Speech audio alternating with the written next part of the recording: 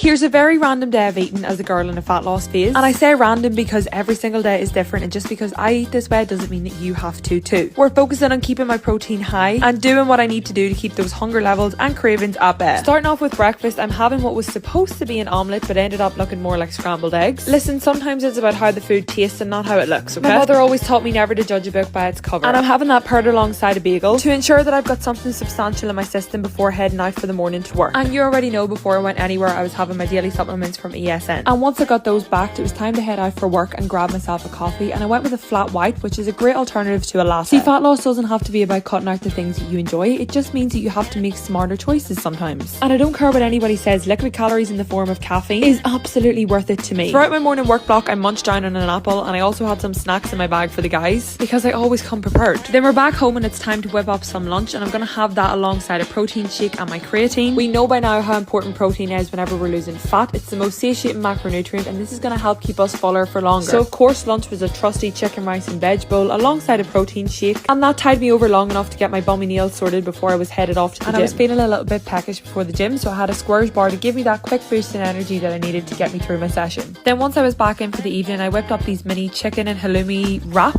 things, and all I'm going to say is having your protein source prepped and already ready is a lifesaver whenever you're trying to drop fat. These were an absolute 10 out of 10 for me, by the way. Halloumi has a special place in my heart. Of course, no day would be complete without finishing off with something sweet. So I had one of these little treats that were left over from Easter alongside some grapes and a cup of tea. And there's a full day of eating in a fat loss phase, and my name's T, by the way, and for the next 4 weeks I'm going to be documenting my fat loss journey and giving you tips and tricks along the way. So if that's something that you're interested in, be sure to hit that follow button, and I'll see you in the next one. Bye bitches!